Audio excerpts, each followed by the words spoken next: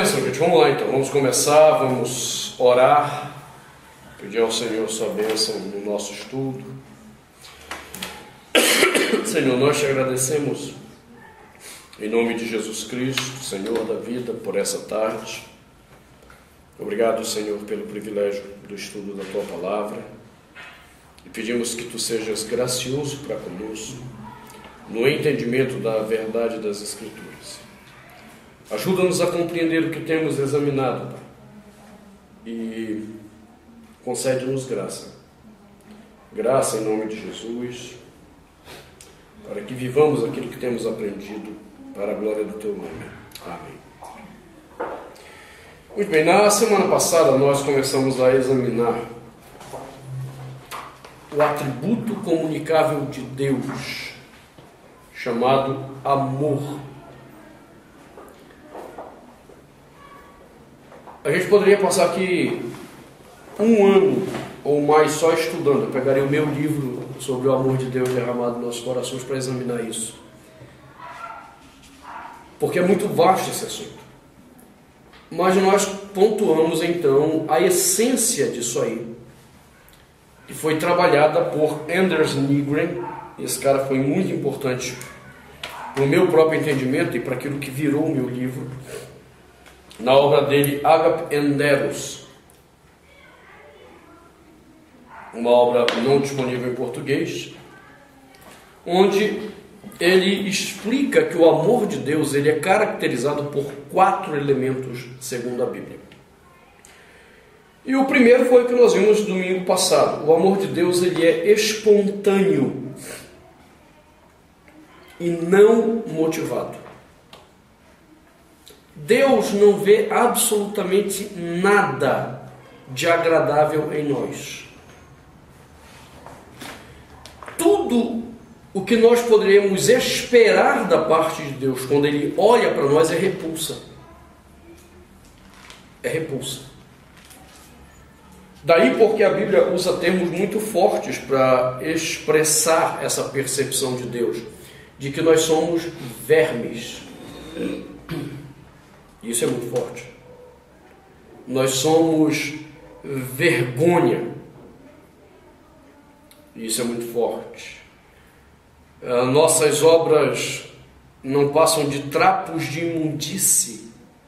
Isso se referia ao pano de menstruação que as mulheres usavam para dizer: o que as suas obras para mim significam? Não passam de menstruação de vocês. Então, a percepção de Deus sobre quem nós somos e o que fazemos é complicado. Por outro lado, em vez dele nos repudiar,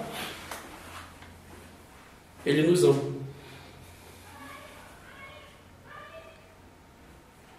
É essa que é a grande questão do amor de Deus. Quando Nygren observa que ele é espontâneo e não motivado. A obra do Nygren, como eu disse a vocês, tem 716 páginas.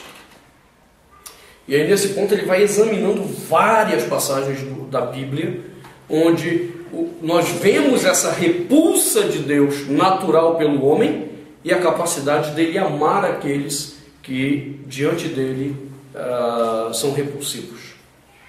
Ora, o que é que nós temos observado? Que se isso é um atributo comunicável de Deus, significa que isso foi plantado no nosso coração. Essa capacidade foi plantada na criação no nosso coração.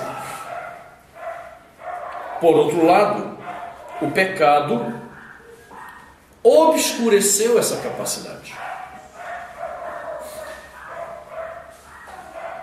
Daí porque o nosso amor não é espontâneo. O nosso amor não é espontâneo. Ele nasce de algum interesse. Todo amor que nós geramos, ele é motivado por algum interesse. Agora, ele pode ser espontâneo em algum momento? Sim. No encontro com Cristo, na regeneração, nós somos resgatados à capacidade de amar novamente de forma espontânea. O problema é que novamente o pecado vai trabalhar dentro de nós para que não seja assim.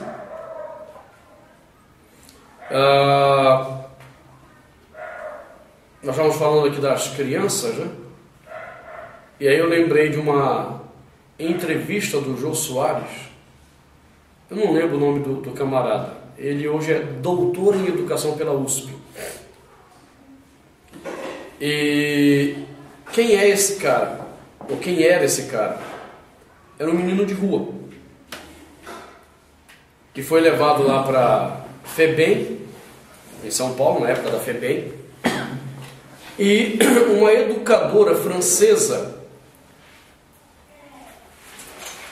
decidiu adotá-lo.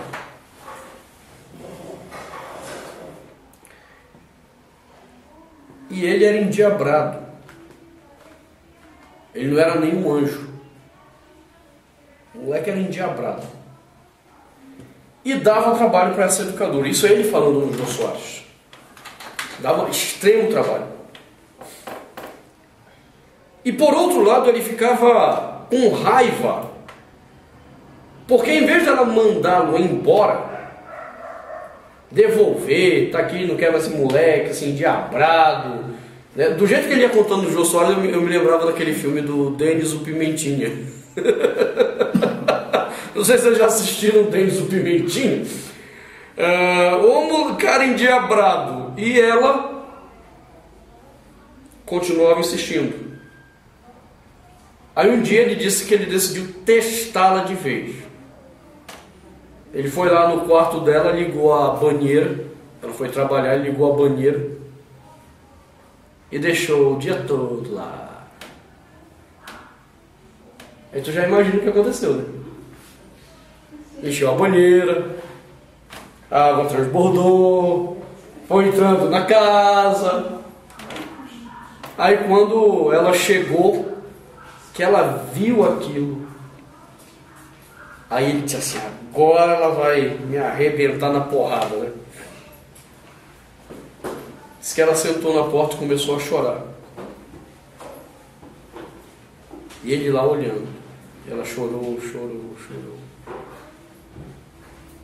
Aí ela enxugou as lágrimas. Foi lá na cozinha, pegou todo o material para começar a limpeza. Falou nada com ele. Aí depois que ela limpou tudo, aí ela chamou ele e disse, eu não sei por que você faz isso. Mas se você pensa que eu vou desistir de você, você está enganado. Porque eu amo você. E aí esse cara, na hora que ele estava dando essa entrevista, ele começou a chorar, dizendo, ali foi que Deus mudou meu coração. Ali Deus mudou meu coração. Porque eu descobri que existiam pessoas que eram capazes de fato de amar. O que ele está dizendo? É exatamente o que a Bíblia diz. Que amor é algo que Deus colocou em nossos corações para ser vivido não pela motivação, mas de uma forma espontânea. É uma decisão de amar espontaneamente, não pelo interesse. Eu tenho que amar pessoas não porque eu acho legal. Como disse Cristo, se você ama quem te ama, que diferença tem isso para um pagão? Não é assim que os pagãos vivem? Eles não amam quem os ama. Cristo disse, não, eu quero que você ame o teu inimigo. Eu quero que você ore pelo que te persegue. Quando ele diz orar pelo que persegue, não é para amaldiçoar o que persegue. Porque tem pastor hoje que está orando é pela maldição daqueles que os perseguem. Eu achei engraçado na briga do auto-intitulado apóstolo Valdemiro com o Ratinho. Você lembra que o Ratinho ficou furioso com aquela história do camarada que passou a toalhinha na porta do banco e a dívida sumiu? Aí o Ratinho inventou de criticar isso. Aí no dia seguinte vai lá o Valdemiro para a televisão, com raiva do Ratinho, dizendo: ó, aqui, Ratinho, eu sou um homem de Deus. Se eu quisesse, eu orava para o Senhor e você ia morrer, Ratinho. Mas eu gosto de você, Ratinho. Eu não vou orar para Deus lhe matar, não.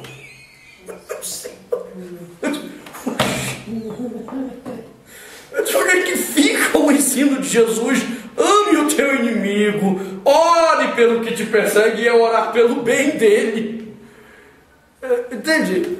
É meio doido esse negócio. É meio louco isso. Agora, essa é a reação natural de pessoas que não tiveram encontro com Cristo. Não é a reação natural de quem encontrou ao Senhor. Por quê? Ainda que o meu coração pecaminoso até queira esganar o desgraçado,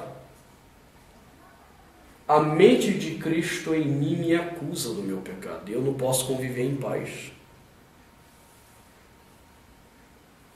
Se o amor de Deus foi resgatado dentro de mim, ainda que meu coração queira o mal do outro, a mente de Cristo me acusa e me perturba. Porque Cristo está em mim. Eu já não ando segundo a vontade do meu coração. E aí eu vou descobrindo um amor que ele é espontâneo. Ele não é motivado. Então por isso eu gosto muito daquela música que diz assim: se tu olhares, Senhor, para dentro de mim, nada encontrarás de bom.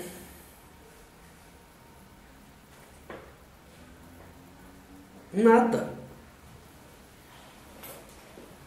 E Deus é capaz de nos amar. Se eu olhar para você,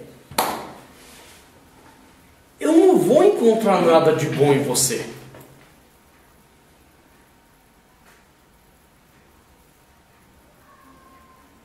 A única diferença entre eu e Deus é porque Deus ele pode olhar sem que isso o acuse. E eu não posso olhar para você sem que isto me acuse. Já dizia um membro da minha igreja em Tietê, Agenor, aquele que eu contei para vocês, está no asilo, e vivendo graça de Deus no asilo. É um negócio assim bonito que acontece na vida dele. Mas quando ele podia ir à igreja, que a gente estava estudando Provérbios, e Provérbios vai tratar muito dessa questão dos nossos relacionamentos, e essa coisa da gente ver o mal do outro. A Genô dizia: pastor, o problema é o seguinte, que eu aprendi: quando eu aponto daqui para lá, há um outro dedo que aponta de lá para cá. Percebe o movimento? Só fazer assim, pastor. O problema é que só Deus pode fazer assim, mulher. Percebe? Só Deus pode fazer assim. Ele é o único que não tem dedo devolutivo. Essa é a questão. Ora, se Deus que não tem dedo devolutivo é capaz de amar espontaneamente, os que nasceram dele têm que fazer o quê? Espontaneamente. Não é por motivação. É essa a grande dificuldade da fé cristã que nós vamos ter sempre para amadurecer. Mas sempre vamos ter isso daí.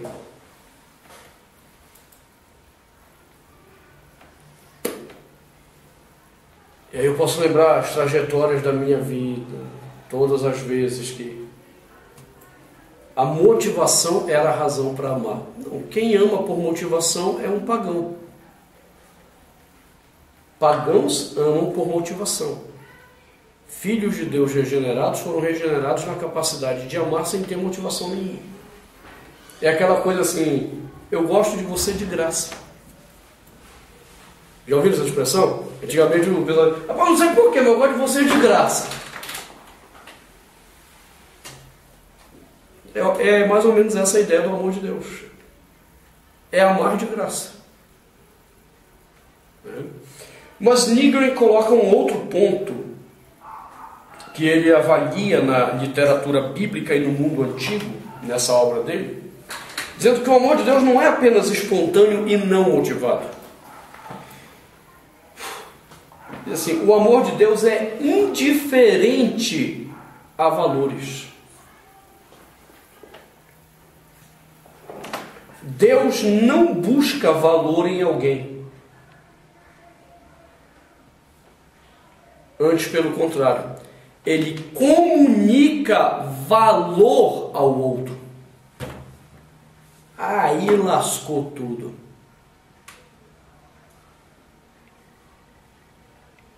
Eu não presto.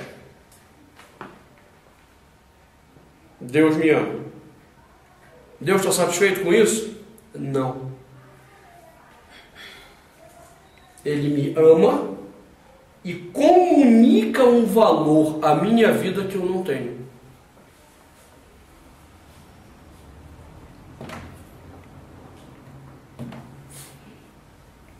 Isso foi lembrado num trabalho de Thomas Watson.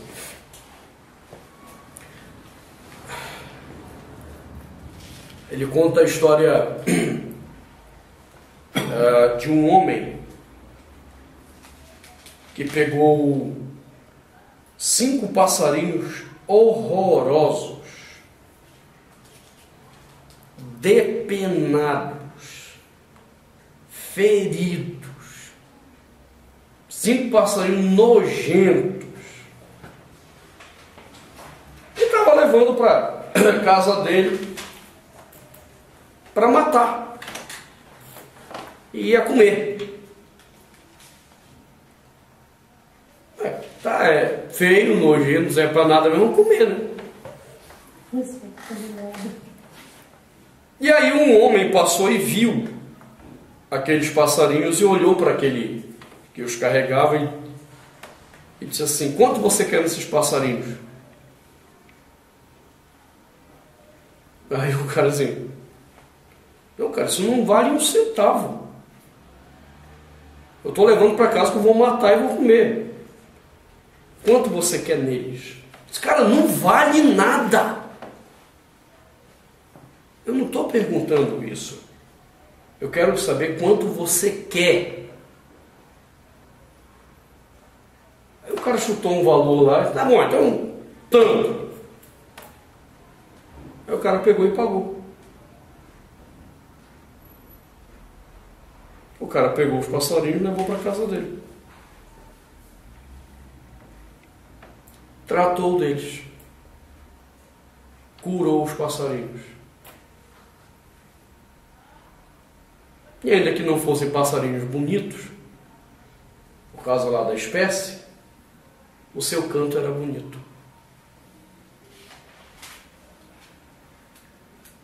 Quando ele decidiu comprar, tinha algum valor aquele bicho? Não. Não vale nada. Mas ele comunicou valor. Quando que ele comunicou o valor? Quando o outro estabeleceu o valor. Então vale tanto. Pronto, o valor foi estabelecido para aquilo que não valia nada. Thomas Watson aplica isso à obra de redenção. Ele diz: ora, nossas vidas eram assim, elas não valiam absolutamente nada. Mas elas passam a valer quando Deus decide encarnar e morrer no nosso lugar. Nesse momento Deus comunicou o valor para quem não valia nada.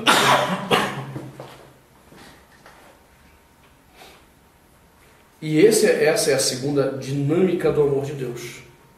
O amor de Deus não vê valor em nós, mas atribui valor a nós. O que Deus quer que eu faça se eu sou regenerado e estou em Cristo? É a mesma coisa. Deus não quer que eu ame porque veja valor em alguém, mas que eu ame a ponto de conferir valor na vida do outro.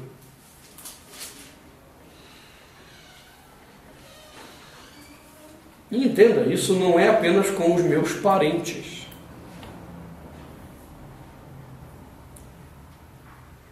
Porque com parentes eu ainda posso inventar valor. É o filho que a mulher carregou 9 meses na barriga, né? Então aí eu estou valorizando porque eu carreguei, teve um preço, não sei o quê. Não, a Bíblia diz que isso é em relação a todos os homens. Entenda, irmãos, isso é complicado.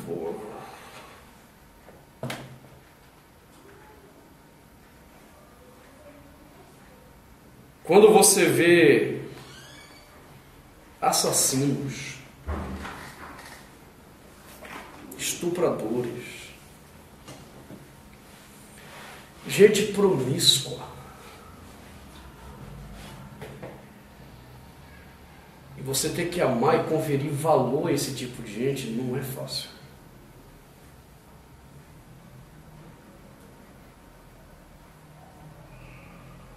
Porque nós estamos muito cheios da nossa própria bondade.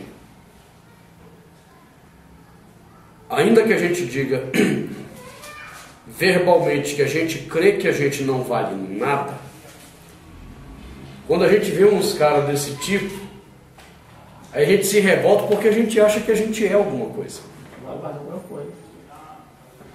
Agora, deixa eu lembrar um detalhe que às vezes escapa a maioria das pessoas. Quando Cristo está lá na cruz, quem está com ele? Pois é. Nós aprendemos que quem estão lá são 2 ladrões. Ladrão não ia para a cruz, amigo. Tu acha que ladrão pé rapado ia para a cruz? Não. Ladrãozinho, os caras davam uma pisa bem dada e boa. A cruz é o lugar dos malditos. Cruz é lugar de malditos. Só ia para a cruz gente top da maldade. Da elite. Da elite da maldade, ok?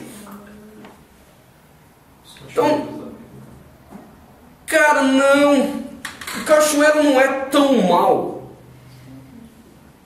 Deixa eu te dizer um top de elite que hoje iria para a cruz. Aquele cara que matou o Tim Lopes da Globo. Como é o apelido? Até um apelido do cara lá. Elias Maluco. Oh, o missionário está por dentro aí das maldades aí. Cara, Elias Maluco, ele pegou, torturou, esquartejou, matou aquele jornalista da Globo. Esse tipo de cara ia para a cruz na época de Jesus. Gente da pior qualidade. Era o top da maldade mesmo. Que era para servir de exemplo para todos como o Estado tratava aquele tipo de gente. No caso, o Império Romano. Aí tem 2 lá dessa galera aí, tudo gente boa, né? Só o filé da maldade. O Beira-Mar de um lado e o Elias Maluco. O Beira-Mar de um lado e o Elias Maluco do outro, exatamente. Continua exalando a sua maldade. O outro se arrepende. Não tem tempo de dar demonstrações para os homens de que ele mudou. E Jesus Cristo olha para ele e diz: hoje estarás comigo no paraíso. Espilé, né? Tu entendeu a loucura? Ele conferiu valor a um homem da pior espécie possível na hora da morte e decidiu salvá-lo. Tô dentro.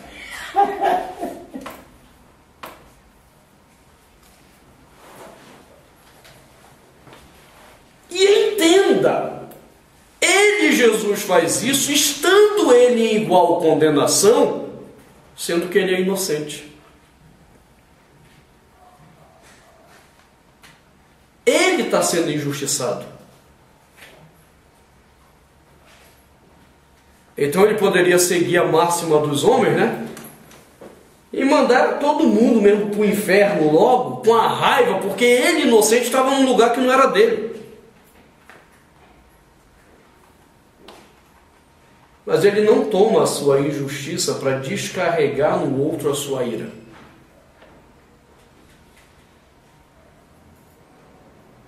Na sua injustiça, ou na injustiça recebida, ele comunica valor para alguém que a sociedade não queria mais.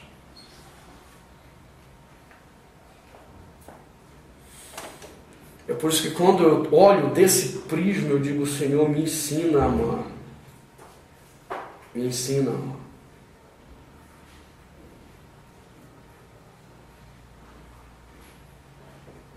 Quando eu vejo esses casos absurdos na televisão, bate aquela ira.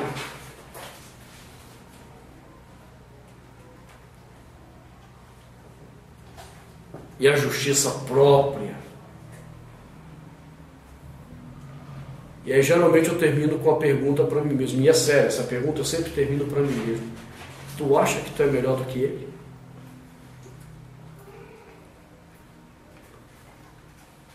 Você acha que você é melhor do que esse assassino, estuprador, pedófilo? Você acha que você é melhor do que ele?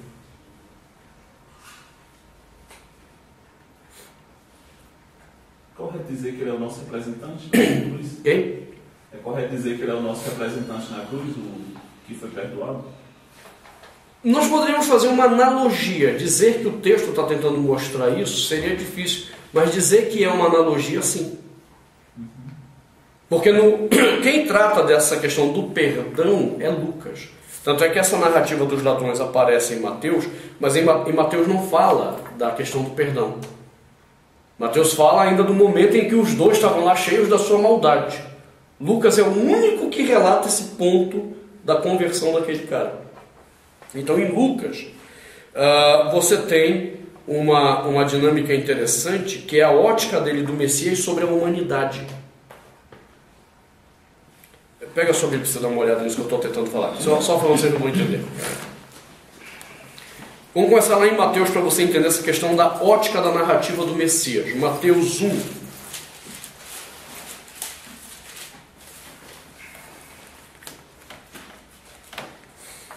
Observe que do versículo 1 ao 16, Mateus traça uma genealogia de Jesus a partir da figura de Davi e Abraão, para mostrar apenas Jesus, o Messias. Tá?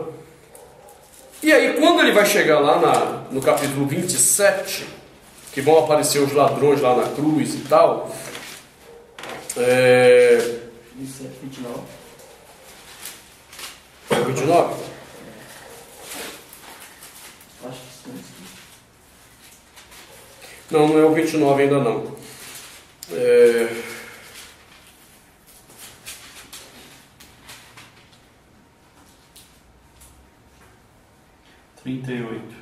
38, obrigado. E foram crucificados com ele 2 ladrões. Essa palavra grega não é de ladrões, são homens perversos. É o tradutor que coloca ladrão aqui e ameniza a situação. Um à sua direita, outro à esquerda. Os que iam passando blasfemavam dele, menendo a cabeça, dizendo: ó tu que destrói o santuário em 3 dias e tal, salva-te. De igual modo, os principais sacerdotes diziam: salvou outros, a si mesmo pode salvar. Se é rei de Israel, desça da cruz, confiou em Deus. E o 44. E os mesmos impropérios, aí são palavrões, lhe diziam também os homens maus que haviam sido crucificados com ele. Por que Mateus não relata a questão do perdão deles? Porque Mateus quer demonstrar, como ele havia dito no início do livro, como ele, Jesus, toma sobre si toda a maldade da nossa redenção. Então ele não tem a preocupação com esse detalhe do momento da conversão do ladrão. Porque a ênfase dele é mostrar, ele tomou toda a maldade, toda a perversidade, até dos piores homens, contra si ali na cruz. Agora, Lucas não tem essa perspectiva. Lucas quer tratar de um outro ponto. Vamos para Lucas agora. Capítulo 3 de Lucas, ele faz a genealogia de Jesus também. Só que a genealogia de Jesus não tem nada a ver com Davi e Abraão em Lucas. Por quê? Ele não quer discutir a questão messiânica. Ele quer discutir a humanidade de Jesus na redenção dos homens. Então, a genealogia dele começa com José, o pai dele, né, o carpinteiro, e termina no versículo 38, voltando a quem? Enquanto Mateus toma a partir de Abraão, Lucas vai até quem? 38. Adão. Para mostrar como ele era o redentor da pecaminosidade que começou em Adão. E aí no Evangelho de Lucas, ele vai mostrando como ele fez isso. E Lucas tem uma particularidade. Se você separar no Evangelho de Lucas as histórias que só aparecem em Lucas, que não tem nos outros evangelhos, é só de Lucas, o que você vai descobrir? Você vai descobrir que existe um outro evangelho em Lucas, perfeito, com começo, meio e fim, e que se entrelaça perfeitamente. É um evangelho escondido dentro do evangelho de Lucas. E do que trata esse evangelho perdido dentro do próprio evangelho de Lucas? Somente dos excluídos, daqueles que a sociedade jogou fora. E Lucas vai mostrando como Cristo os salvou, como Cristo os amou.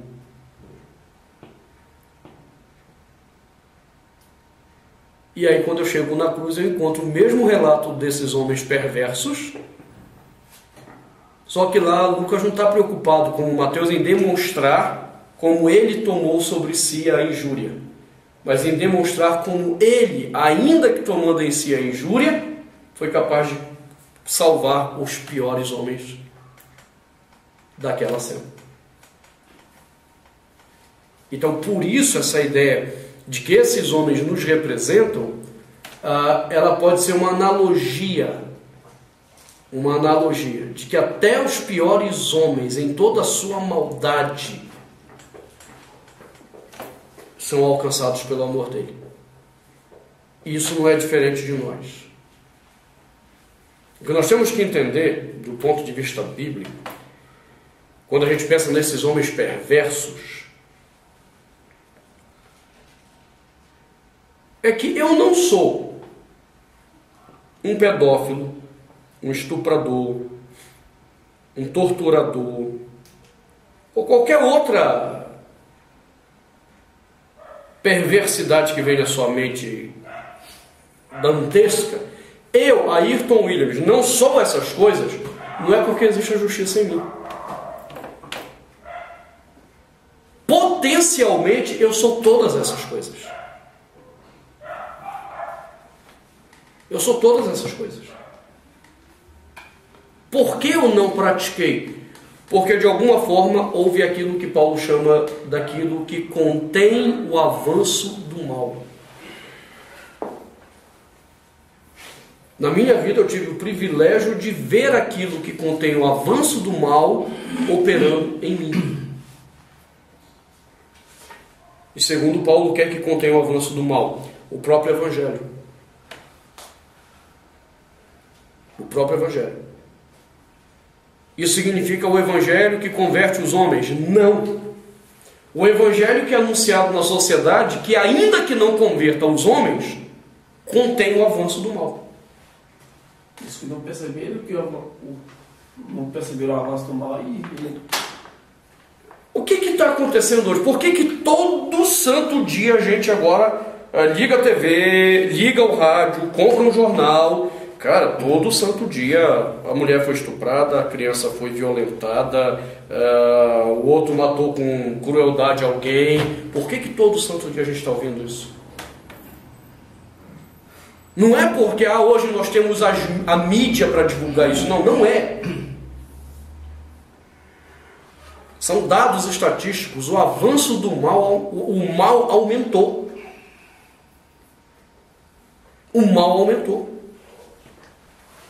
O que continua o avanço do mal na nossa sociedade? O Evangelho. Joia. O puro Evangelho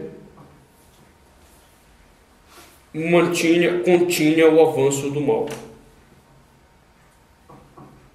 O que é que o governo está fazendo? Agora mandou tirar todos os símbolos cristãos das repartições públicas. Nós somos um Estado laico. Joia, quando eu digo eu sou um Estado laico, os homens podem fazer e legislar sobre aquilo que eles querem. Não existe temor de Deus. A educação não é mais pensada no homem a partir da sua espiritualidade, mas apenas a partir da sua humanidade. Que é a tese de doutorado do Ricardo Almeida sobre essa questão da educação. Quando se tirou a figura de Deus do processo educacional, a educação se perdeu.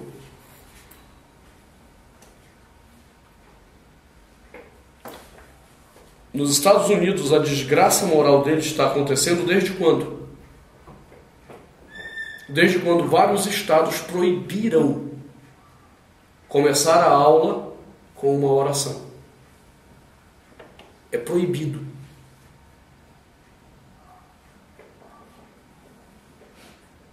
Ora, o evangelho está se perdendo. Ah, pastor, mas a igreja evangélica está crescendo em direção ao inferno. Ou você acha que o que a gente está ensinando por aí, e infelizmente eu tenho que me colocar no grupo, por quê? Eu sou evangélico, mas me dá vergonha. Você acha que o evangelho que se está pregando por aí é um evangelho que muda a sociedade? Não. Quando houve o avivamento da Inglaterra no século XIX, a Inglaterra toda foi afetada nas suas estruturas sociais, econômicas, políticas. O evangelho limpou a sociedade inglesa. Quando houve os dois grandes avivamentos nos Estados Unidos, os estados foram limpos pelo evangelho.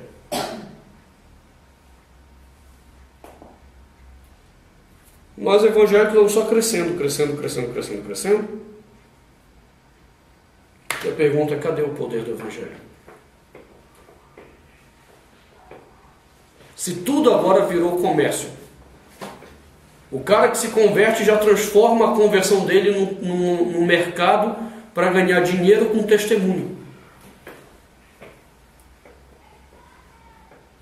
E quanto mais ex você tiver no seu cartaz, melhor. Ex-pai de santo, ex-espírita, ex-gay, ex-travesti, ex-traficante, ex-drogado. Pronto, aí lota a igreja. Eu te pergunto, isso muda o quê, cara? Aí tu vai ouvir o testemunho do infeliz, o testemunho é 1 hora ele falando da desgraça que ele era, e 5 minutos dizendo: aí Jesus me salvou. Eu te pergunto, que evangelho foi esse que ele compartilhou? Porque o evangelho que transforma, ele primeiro vai dizer aos homens: vocês são pecadores, vocês acham que vocês são o quê? Melhores do que eu? Eu fui tudo isso, eis aquilo. Você só não foi porque houve. Você tem que agradecer a Deus que de alguma forma o poder do evangelho conteve o avanço do mal na sua vida, mas você podia ter sido tudo isso.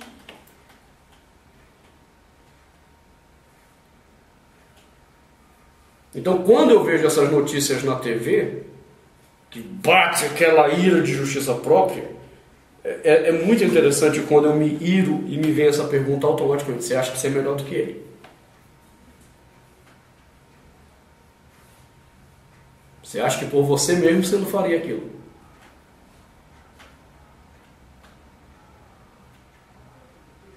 Não, irmãos, eu de fato estou convencido de que eu não presto mesmo. E é por isso que o amor de Deus me constrange todo santo dia. Porque ele comunica um valor na minha vida que eu não tenho.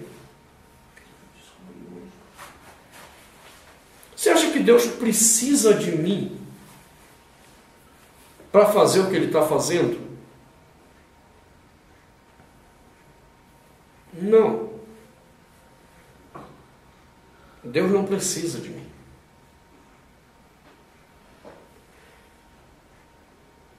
Às vezes eu ouço pessoas dizendo assim, mas se você não tivesse a Sebi, não teria o sucesso que ela tem. Cara, Deus não precisa de mim. Deus me dá o privilégio apenas de ser participante daquilo que Ele quer fazer. E na hora que Ele terminar de fazer, Ele usa outros. Ele usa outros.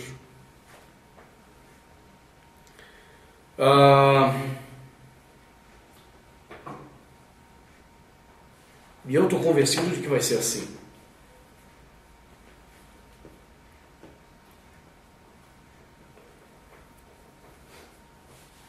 Uma convicção que há no meu coração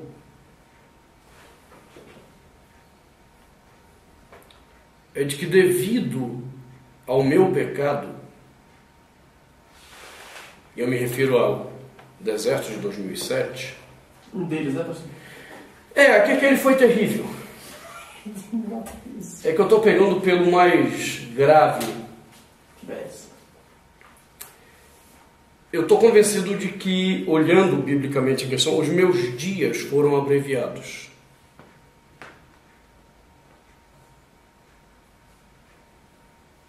Biblicamente eu não vou viver muito.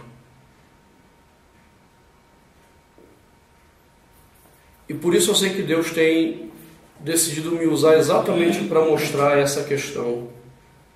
E depois dizer, ok, eu não preciso de você para fazer isso. Mas eu estou fazendo porque eu lhe amo. E é só por isso. Só por isso.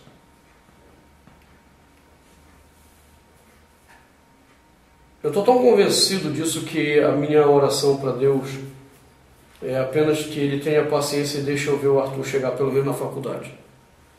Pastor. Eu não estou brincando, cara. Eu não estou brincando, eu estou falando sério. Porque só o fato dele deixar eu viver e ver tanta coisa acontecendo positivamente no reino de Deus depois daquela experiência, se eu morresse daqui mais alguns dias, eu já estaria satisfeito pelo grande amor de Deus na minha vida.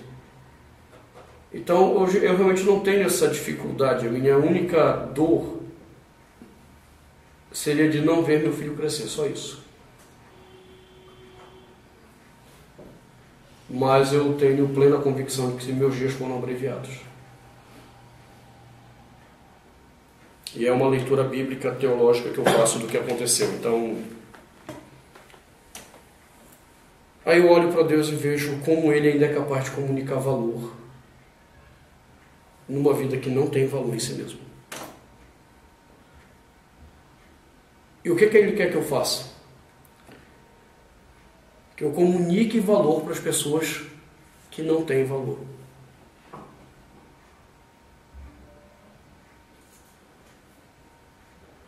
Às vezes Deus tem que permitir você se arrebentar todo para quebrar sua justiça própria. Afinal de contas, até a minha queda, eu era um bom cristão. Eu era cheio de justiça própria, um homem fiel a Deus. Aí Deus vira o rosto um pouquinho só e me arrebento todo. E aí eu digo, realmente, agora eu entendo. É por isso que eu acabo, na minha ira com o pecado dos outros, eu acabo condescendendo e sendo mais compassivo. Porque eu descubro que eu não sou melhor do que ele. E então o valor que Deus confere a mim, eu tenho que perceber nele também. O valor que Deus dá a mim, eu tenho que ver nele também. Compreendem isso? Toda vez que você vê uma pessoa que não vale nada, Não vale um cibazol. não era cibalena, não. Cibazol, eu não Cibazol era inferior, cibalena. Era inferior a cibalena ainda? Caramba! Como é que é o nome? Cibazol? É nossa linguagem, pastor. É inferior a cibalena, caramba! Missionário aqui dentro. Eu tenho que lembrar que Deus olha para essa pessoa com um valor que ela não tem. O valor que Cristo conferiu a ela ao morrer por ela na cruz.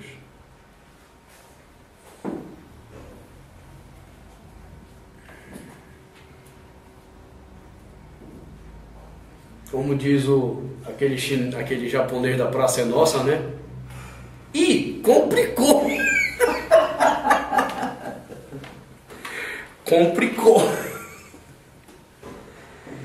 Tá bom, amar espontaneamente é difícil. Mas eu ainda tenho que conferir valor para essa pessoa. Não é difícil, né? Não dá para abrir mão dela assim na primeira pisada de bola que ela deu.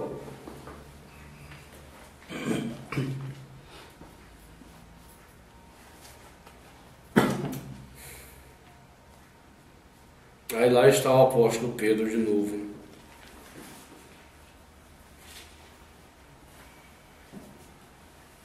Não valia um centavo, camarada.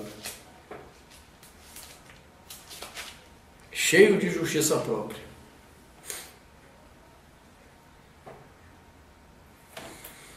Eu nunca vou te negar. Quando foram prender, puxou a espada lá, cheio de justiça própria. Feriu o outro, acertou a orelha.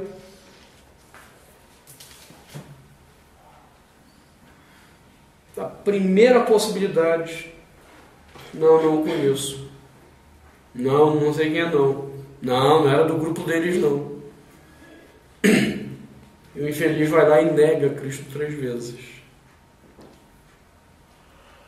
Depois da ressurreição, Cristo o encontra. E o restaura pela reafirmação do amor 3 vezes. E diz para ele: cuida do meu rebanho. Pedro era um cara confiável? Fala sério. Pedro era um cara confiável? Não. Cara que acabou de negar Jesus 3 vezes.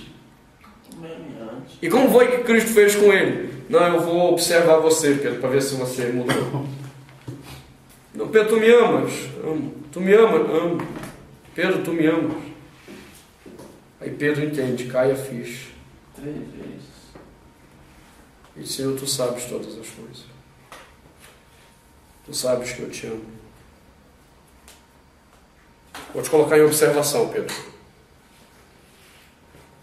Sim? Cuida do meu rebanho. Quem era o líder dos apóstolos em Jerusalém? Quem era o cabeça do corpo apostólico? Pedro. Pois é, me respeitem. Irmão, a gente tem que conferir valor onde não existe. Vamos respeitar ele igual o Pedro Júnior. Você não vai na pipoca. Agora, você sabe o que é mais interessante? É quem conta isso? João. Quem era João? O discípulo amado. Na nossa lógica, para quem Cristo tinha que entregar a autoridade apostólica do grupo?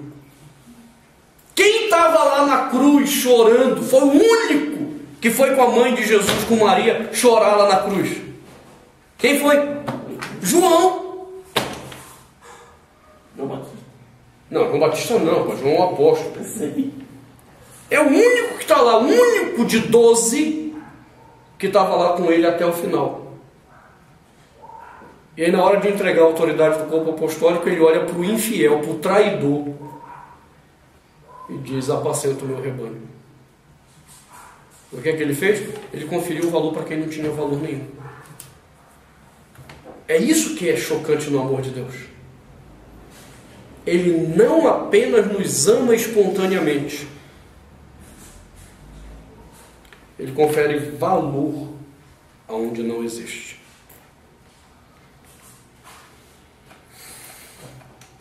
E se é um atributo comunicável, adivinha quem tem que reproduzir isso depois que conhece Jesus?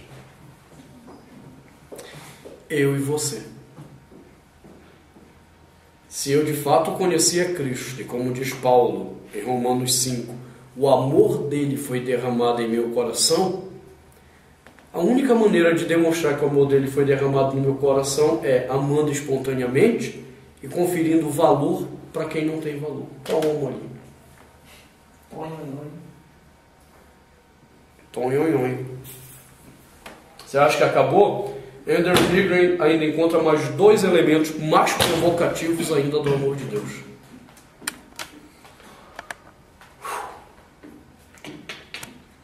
Não é que nem o Mike Murdock, não, que disse que você tem que se aproximar de quem tem. Pois é, você tem que se aproximar de quem tem Cristo, não. Se aproxima de quem não tem. Porque ele nada mais é um reflexo de você mesmo, que não é nada. Ok, mas isso a gente vai ter que mexer daqui agora 3 semanas, né? Semana que vem nós não vamos ter escola dominical, vai estar encerrando o cursilho, e os que quiserem ir para o encerramento são convidados, né, a irem para lá, a partir das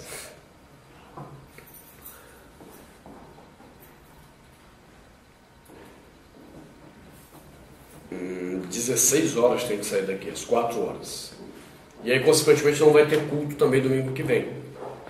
Porque nós vamos estar lá no encerramento do cursilho, então não haverá culto. Por favor, divulgue, passe para os outros que porventura você vê que vão faltar hoje, para não virem dar com a cara na porta aqui domingo que vem. Tá certo?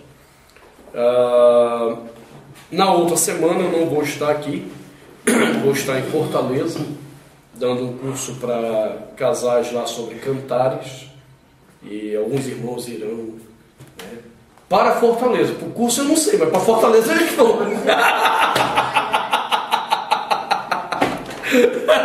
Então, alguns irmãos estarão me acompanhando, mas vai ter culto aqui na igreja nesse dia. Então daqui 3 semanas nós voltamos, com a graça de Deus, para examinar esses outros 2 pontos que Anders Nygren levanta sobre o amor de Deus, conforme descrito na Escritura. Amém?